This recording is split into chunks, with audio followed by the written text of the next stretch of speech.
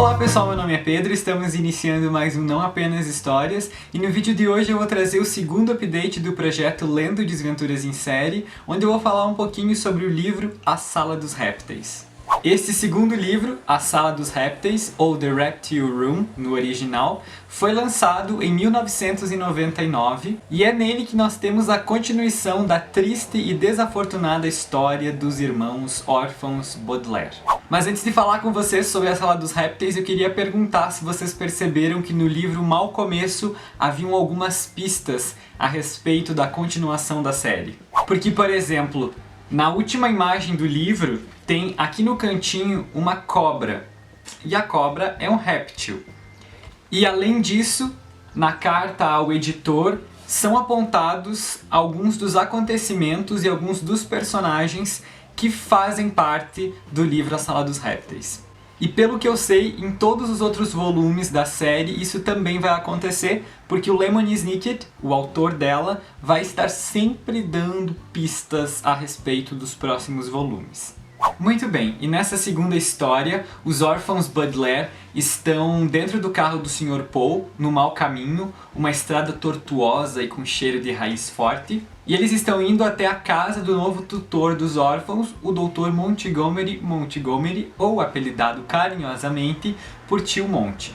E como os órfãos Baudelaire sofreram muito com o seu primeiro tutor, o Conde Olaf, eles estão muito apreensivos e com medo de como que pode ser o Tio Monte. Mas essa apreensão de cara é quebrada e eles se sentem muito bem dentro da casa do novo tutor. Justamente porque o Dr. Montgomery é um personagem incrível. Ele é querido, ele é cuidadoso e principalmente amigo dos órfãos. E na casa dele, que é construída a partir de várias imagens e alusões a cobras, há a Sala dos Répteis, que é uma espécie de laboratório / biblioteca cheio de livros e animais que são cuidados e estudados pelo novo tutor dos órfãos Baudelaire. E a Violet, o Klaus e a Sunny, os irmãos Baudelaire, estão muito felizes e amam muito aquele lugar. Tanto a casa como a Sala dos Répteis, quanto o seu tutor novo, que é o Tio Monte. E os quatro estavam planejando uma viagem até o Peru, onde o Tio Monte ia poder estudar sobre espécies exóticas de répteis. Mas, como o narrador do livro sempre nos lembra, essa não é uma história com acontecimentos ou um final feliz. E os órfãos Baudelaire são felizes durante alguns dias, até a chegada do novo ajudante do Tio Monte, o Stefano, que na realidade era o Conde Olaf, que mesmo disfarçado de Stefano, revelava para os órfãos a sua caricatura sombria. E a partir daí, tudo começa a dar errado e os órfãos novamente voltam a sofrer por causa da presença do Conde Olaf. E como vocês estão lendo o livro, já sabem como que se desenrola essa história, não é mesmo?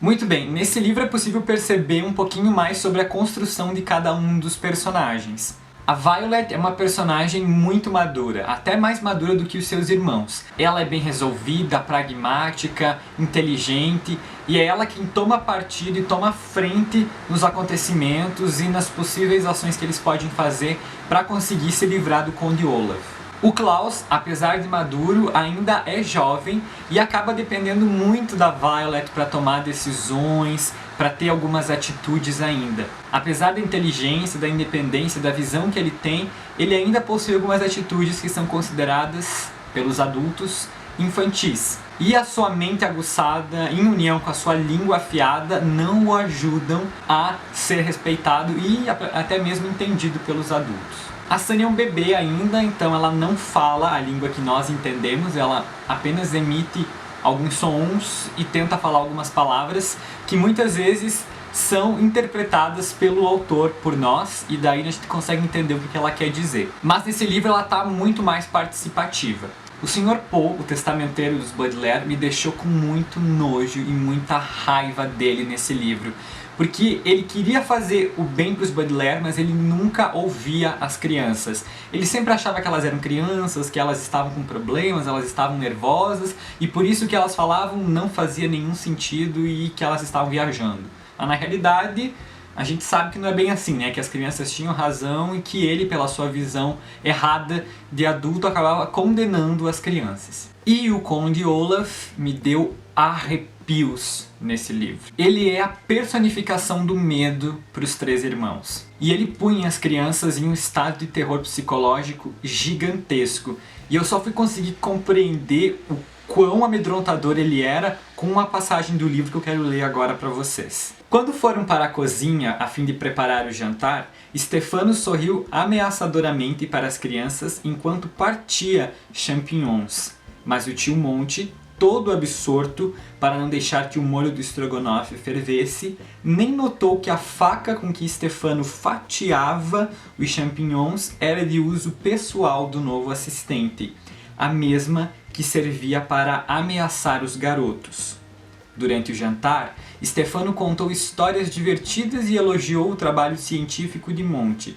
Sentindo-se de tal maneira lisonjeado, o tio foi incapaz de imaginar que durante todo o desenrolar da refeição, Stefano segurava a faca por baixo da mesa, roçando a lâmina levemente no joelho de Violet. E nessa passagem é possível perceber justamente o que é narrado no primeiro livro, que o Conde Olaf, ele era um homem mau, bêbado, todo desequilibrado, mas muito, muito, muito inteligente e que sabia colocar medo nas pessoas. Então essa foi uma das passagens mais perturbadoras do livro quando eu li, e que eu fiquei me sentindo muito mal assim enquanto eu lia ela. Sério, me deu muitos calafrios assim, só de imaginar se isso acontecesse comigo. E é justamente nesse livro que a gente percebe que aquela narrativa leve e gótica do primeiro livro não existe mais. Alguns dos traços do primeiro livro se mantêm, óbvio, mas é na Sala dos Répteis que a história ganha uma tonalidade muito mais obscura, tenebrosa e amedrontadora. E a apreensão foi o sentimento que esse livro despertou em mim, porque enquanto eu lia eu não conseguia ver uma luz no fim do túnel para os órfãos, o narrador não ajudava porque ele só falava que coisas ruins iam acontecer, os órfãos tinham atitudes para tentar ter um jogo de cintura naquela situação, mas eles não conseguiam se livrar daquela situação também, eles não conseguiam se livrar do Conde Olaf, e era toda uma atmosfera criada pelo autor, toda uma narrativa sombria e fatos sombrios que permeavam a narrativa que eu não conseguia deixar de sentir apreensão por eles. E é justamente esse um dos pontos fortes do livro, que é a narração do autor. Aqui nesse livro ele mantém a mesma fórmula do primeiro, ele continua sendo bastante metalinguístico, trabalhando bastante com palavras e